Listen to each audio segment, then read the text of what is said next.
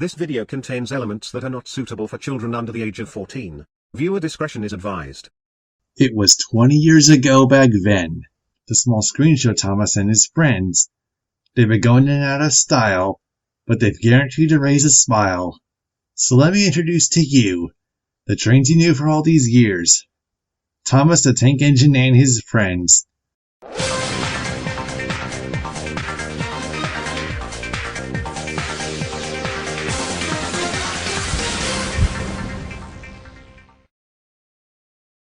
After Ghislaine had been purchased by Hit Entertainment, they went about to reformat the show, one of the major changes being a core cast which we now know to this day as the Steam Team. This would comprise the original 7 engines, Thomas, Edward, Henry, Gordon, James, Percy, and Toby, as well as Emily, who had been introduced the series prior. All episodes from Series 8 featured the Steam Team in leading roles, while other characters would be relegated to supporting roles. Some would eventually make their way into CGI, others having been seen on screen for over 10 years as of 2021. Hit Entertainment wanted Thomas and Friends to focus on the target audience, children from ages 2 to 5, so it introduced learning segments in between episodes to insert an educational standpoint for the show, as well as develop a 22-minute broadcast. The episodes were also extended from 4 minutes and 30 seconds to a full 7 minutes, and the original 35mm film was replaced with Sony camera equipment. Barlow said that the adjustments were made in order to bring the show back to the United States, even though merchandise and VHS DVD sales were doing fine over here, but that's neither here nor there.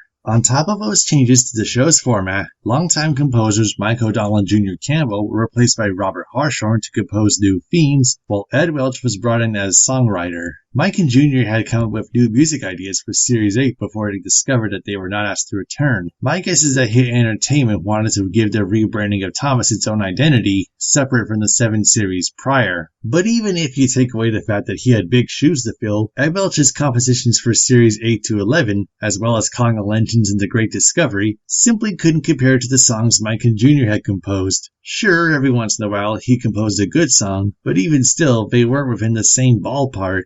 As for Robert Harshorn, I wouldn't say his themes were bad, but they weren't the greatest either. It wouldn't be until the show switched to CGI that people began to really appreciate his themes, just as long as they weren't overshadowed by the in-your-face narration. But in Series 17 to 19, Harshorn's music really began to shine through, and it probably helped that he had help from his son Peter. Steve Asquith took over as director full-time, and let's just say that he was hit or miss. On the miss side of things, so many of his shots had extremely pointless, epic zoom-ins on the characters, as if he wanted to make things more dramatic than they really were. And don't get me started on how many of the crashes were slowed down. I mean, come on! This is Thomas and Friends, not a Michael Bay movie. It just looks fake and stupid, and would play the rest of the Marvel series before the switch over to CGI. In theory, extending the episodes to 7 minutes was a good idea, as it allows more time to flesh out the story better, and could make room for some really serious stories like Super Rescue to live up to their potential. In practice, however, the execution could come off as a bit half-baked. I mean, episodes like Thomas Gets It Right and Too Hot for Thomas just feel really slow, and would probably have worked a little better with the original 4-minute 30 runtime. But again, it would be until Series 17 that the extended runtime finally lived up to its potential, even though they had added an extra 2 minutes by then. Series 8 was the first to introduce no non-human characters, which is surprising given how many have been introduced every year since in every series before, most likely to focus on the Steam Team. Because of that, a number of characters were left to the sightings, although every now and again, you'd see the likes of Diesel, Salty, Arthur, and Murdoch having small roles alongside the 8 main engines. This was most likely so Hit could make the Thomas brand their own, and Series 8 was something of a test series to see how the changes could work.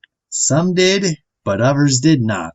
Now let's talk about the Steam Team, shall we? Up to Series 16, Edward, Henry, and Toby would each get at least one leading role per series, and while it may be great in terms of quantity, quality left a lot to be desired. Edward got pretty lucky with Edward the Great, but Henry and Toby, not so much. Henry and the Wishing Tree pretty much froze continuity out the window by saying Henry had never pulled coaches before or since, even though there was evidence proving otherwise, even in background shots in the same series. "You could do it, Toby" was more or less a sign of dark times ahead for the little wooden tram engine. Gordon and James usually managed to get good roles, and their personalities weren't butchered too badly. Not to mention we got gems like Gordon takes charge and James goes too far. Percy, however, was a bit more hit and miss. For every Percy's new whistle, there's a Percy in the magic carpet, and this pattern would continue throughout the Barlow era. Then there's Thomas himself. For this series onward, he'd be practically shoehorned into nearly every episode with a few exceptions, sometimes even as a cameo. Remember this quote from Reverend Audrey? "They're so obsessed with the popularity of Thomas that they have what I can only call crane-shunted Thomas to all sorts of unlikely places in order to get him into or force him into a particular story, whether the story was written with Thomas in mind or not." Yep, pretty much. In nearly every episode of Series 8, Thomas appears in at least one scene and or has at least one line of dialogue. I know they want to establish Thomas as the main character of the show, but I think they went overboard with that.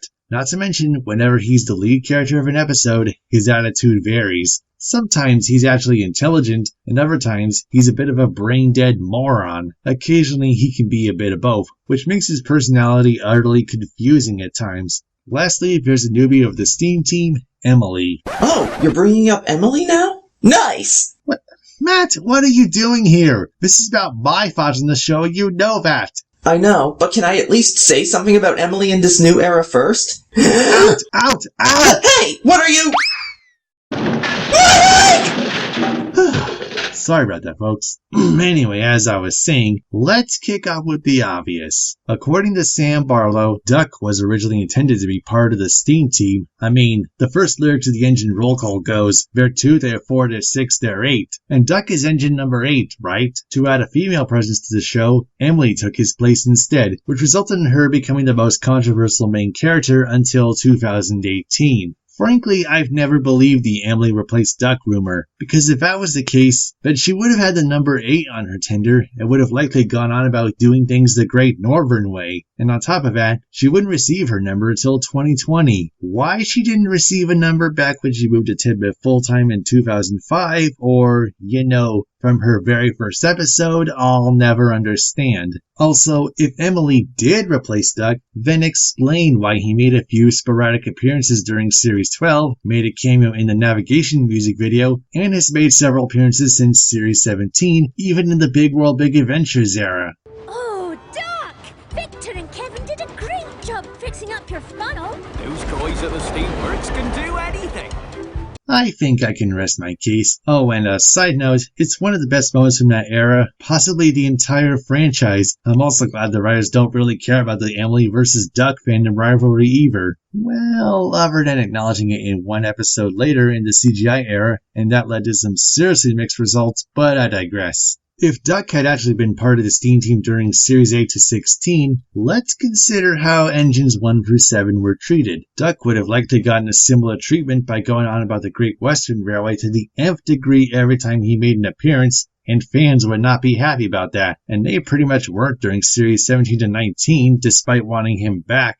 Probably no happier than having Emily take his place instead. It almost feels like a lose-lose scenario either way, just have to pick the lesser of two evils. And that lesser evil was Emily joining the STEAM team, and that had come with a price itself. In Series 7, Emily was portrayed as something of a stern yet caring big sister figure. For Series 8, however, she became something of a bossy brat, think Lucy Van Pelt from the Peanuts series, in most of her starring roles. Keyword people, most of her starring roles. Probably the most infamous examples were Thomas, Emily and the Snowplow, and Emily's Adventure, and they made a good number of fans hate Emily entirely. So many fans hate both those episodes, but me, strangely, I don't.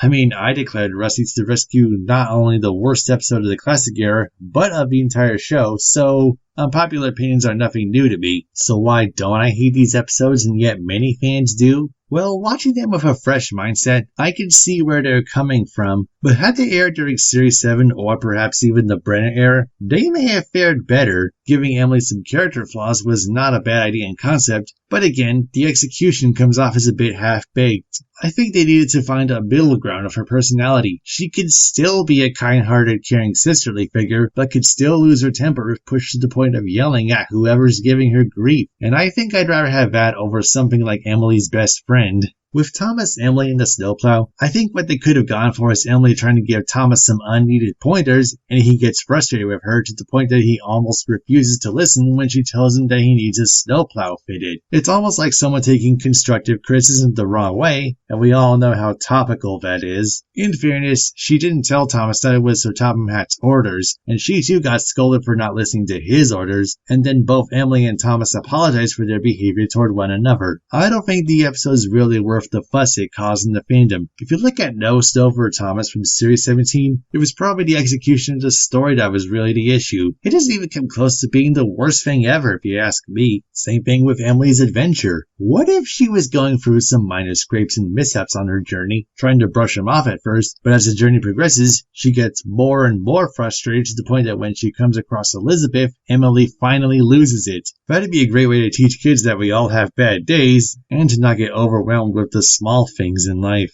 But was every Emily-centric episode from Series 8 to 12 about her being somewhat of a prissy, bossy brat? No, of course not. If you dig a little deeper, there are episodes where she's portrayed as being somewhat sympathetic. Two standouts being Emily's New Route and Halloween. Aaron Cottrell of fanfiction.net explains it better than I possibly can in his overview of Series 8, but what can I add to either episode? Well, I can say that Emily's New Route, in a series that has Thomas, Emily, and the Snowplow and Emily's adventure, feels rather out of place during Series 8. It's practically a natural expansion of her personality established in her debut series, and may as well be her best episode in the model era. That being said, I think that opinion would have been much more universal had it aired during Series 7 or the Brenner era. But of course, what's happened has happened, and it would take a long time for fans to warm up to Emily again. You're damn right about that! Don't make me come over there! Whew. That was a lot to go through. Now what else can I bring up? Well, Series 8 was the last in Japan to be narrated by Leo Morimoto, as well as the original Japanese voice cast from Anoa'i Production, I hope I pronounced that correctly, such as Keiko Toda as Thomas himself, although she would later voice him for events in Thomas and the Rainbow, Thomas and the Storyteller, and Thomas in Trouble from Series 11. From Calling All Engines onward, the voice talent from the Japanese dub would be handled by 81 Produce in Shibuya, Tokyo. For example, Thomas was now voiced by Kabuko Haiga, and she still voices him in Japan to this day. This last bit I'd like to bring up doesn't have a huge impact on this series, or any series afterward, but I'll mention it anyway because I'm sure you'd destroy me if I didn't. Food being transported in open wagons instead of ventilation vans. This was done in order to visually reinforce the contents of the rolling stock so children would believe it, but that just comes off as incredibly unhygienic, and could potentially lead to severe cases of food poisoning. I mean, cocoa powder is simply dumped into an open wagon like that? Yeah. Overall, Series 8 was something of a test series for Hit Entertainment following the format changes. I feel it's about par with Series 6 and 7. They have their share of duds, but when they're good, they're pretty good. So is Series 8 really worth the controversy? I don't think so. Compared to the next 8 series we'll be covering this marathon, it's on par with the first 3 series, and I'm already dreading what I'm about to revisit. Thomas, he's the cheeky